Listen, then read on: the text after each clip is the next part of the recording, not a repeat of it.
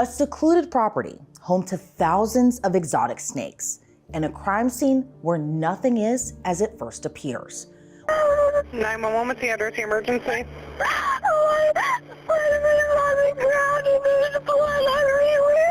When a world-renowned snake breeder is found dead, detectives are faced with a disturbing possibility. Could one of his own dangerous animals have been responsible? Do you know what happened? No. It hasn't been a snake. Literally, I don't know where the snake is. Oh my God. Okay, tell me exactly what you see. What's going on there? Oh my God. My brother's dead. I understand you have an anaconda. Where's it at? I know it's difficult right now, but we need to make sure nobody else gets hurt.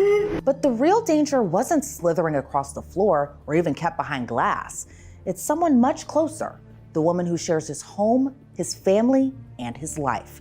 She kept asking me if I was going to back out or I was going to back out or I said, no, I'll go with you, that ain't no big deal. How does a wife, a mother, become the center of a murder case stranger than fiction? So the results of the polygraph show that you failed the test. The answer lies beneath secrets and betrayals that On the morning of June 8, 2017, in a remote corner of Montgomery County, Missouri, a sprawling property that housed thousands of the world's most exotic and lethal snakes became the stage for a murder so twisted it fooled everyone who first walked through the door. When Lynlee Renick's 911 call hit the dispatch center, 911, what's the address of the emergency?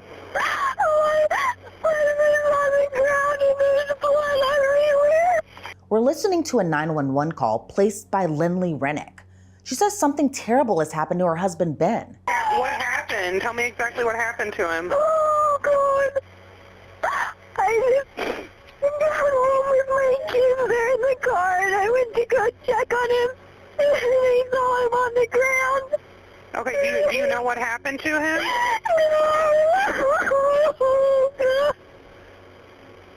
Okay, hold on just a second while we get somebody there, okay? Stay on the line with me.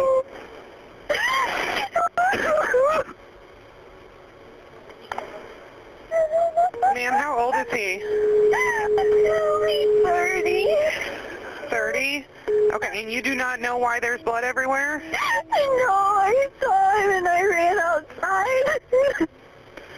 Okay, so you have no idea what happened? No. Okay, just one moment. her panic was raw, breathless, and utterly convincing she'd found her husband, Ben, a 30-year-old internationally respected snake breeder, face down in a pool of his own blood inside his reptile facility, and she had absolutely no idea what had happened. Her brother-in-law, Sam, arrived moments later and, staring at the horrific wounds on his brother's body, screamed into the phone a theory that sent a chill through every responding deputy. That's ongoing. Do you know what happened? No. It hasn't been a snake. Literally, I don't know where the snake is. Oh my God. Okay, tell me exactly what you see. What's going on there? Oh my God. My brother's dead. Okay, so he's not breathing at all? No, he's cold. He's blue. Okay, and it's not obvious what happened? Like you're not sure what happened? Oh, it's a heavy snake. I don't know. Oh my God, my brother's dead. My brother's dead. Oh my God. Okay, what is your name, sir? My name is Sam Renick. R-E-N-I-C-K. Ben? Oh God. Oh God. Okay, do you know anything, like how long he's been there? Do you know? Oh, he's gone. What may have happened? He got killed by a snake. By a snake? He raised this large 500-pound snake. A 500-pound anaconda must have turned on Ben. The entire property was in lockdown. Officers entered with guns drawn Never seen. I'm not scared of snakes, but I'm scared of this one. I know when. Where was the snake kept from? The whole building's full of snakes. It's not a snake. We don't have anything that would do that. I understand you have an anaconda. Where's it at? I know it's difficult right now, but we need to make sure nobody else gets hurt. It's down in the basement.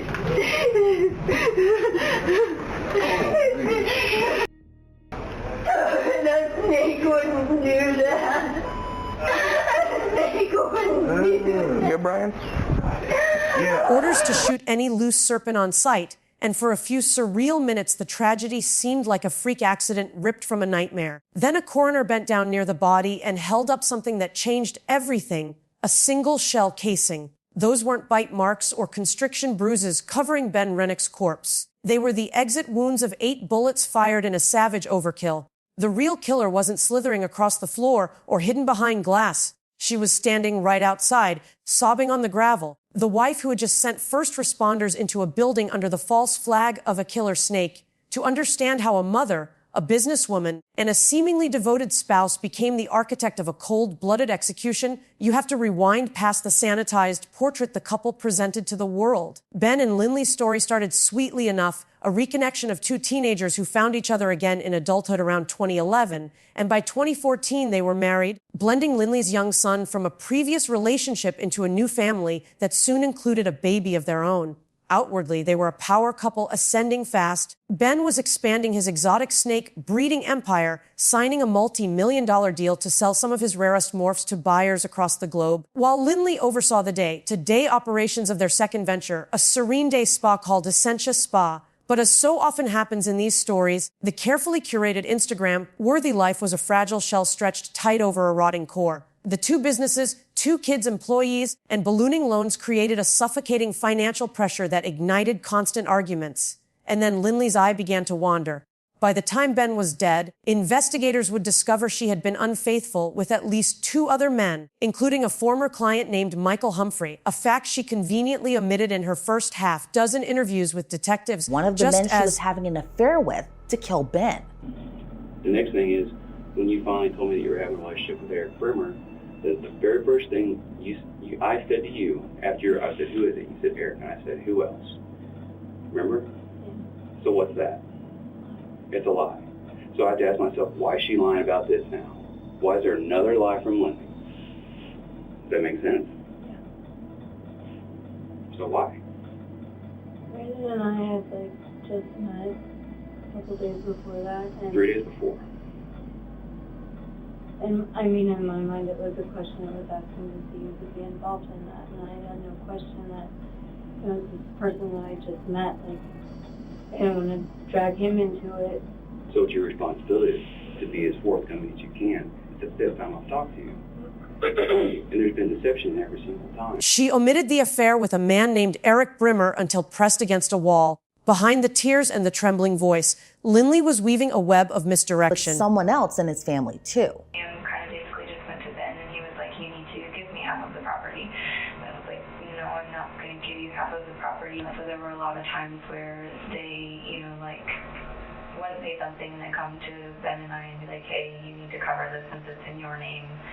Like, it's going to ruin your credit report." Just little things like that. And so then, after Ben said that he wasn't just going to give them half the property, then they were like, "Well, we can't afford to live out here. We're going to have to move." And Sam had made a post on Facebook about how they were going to just sell as much as they could out of the house, and they were moving. His wife sent Ben and I a message that was basically just kind of like, "You guys are greedy because you won't give us the house, and all you care about is money." Despite pointing the finger at financial disputes with Sam, at vague threats from unknown buyers, at anything that would pull the spotlight away from the truth that she had been plotting her husband's demise for months.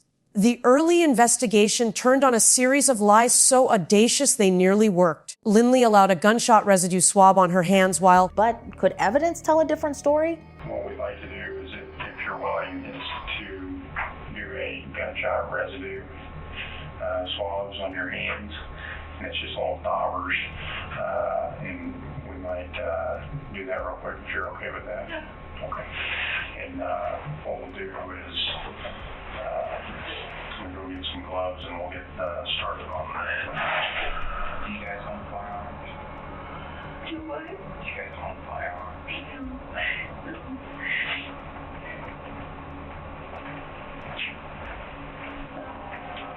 Talked about getting one just because we're so far out in the middle of nowhere, but they scare me and have no desire, so. Swearing the couple didn't even own a firearm because they scare me. That swab would later become a critical piece of evidence.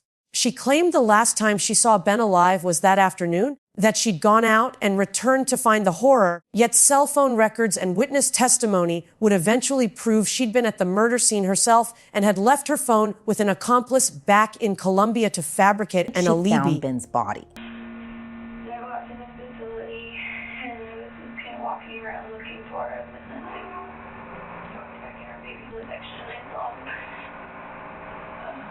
on the ground. There was a lot of blood. So I ran outside and I called Sam, and he couldn't understand what I was saying, so I just told him you need to get to the facility right now. And I got off the phone with him and I called 911. And Sam got there and went inside, and the lady on the phone asked me what had happened to him, and if he was still alive, if he had a pulse. And then the police officer showed up, and then they told me that he wasn't alive. Lynlee says the last... She told me that they had tried to feed him pills before. But who had tried to feed him? Her friend and her. Her and Ashley? Yeah. Like, how did they try to do that? Tried to grind him up and put him in his shake thing, I guess. Oh, really? Yeah. How soon, when did they try that, did she say? Probably, I don't know, man, like I said, it's been so long now, I can't remember exact, but probably within like a couple of weeks or whenever they come to talk to me. Okay. So about a week or so later, Michael Humphrey comes up to the spa for a massage and brings the gun with him. And they're working on this plan to kill Ben.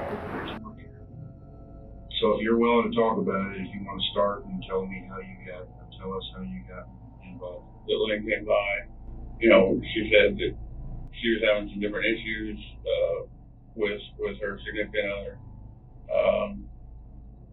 You know, like bad issues, I guess. She wants me to go with her out there to talk to Ben, because she said she can't leave, she can't do this, he won't let her, he's gonna take her kids, he's gonna do all this other stuff, you know what I mean? So she asked you to go out there and kind of be her muscle and say, hey, no. Make sure it don't get out of hand. I'm not one of, you can't tell just my demeanor, I'm not one to just go and attack somebody, I'm not that guy. You guys deal with enough people day in, day out, you gotta be able to tell I'm not aggressive, over the top kind of, that's not me. But I do believe in, you know, there shouldn't be, you know, physical abuse or rape or anything like that going on, you know what I mean? Is that what she said was going on? Yeah, that's what she told me.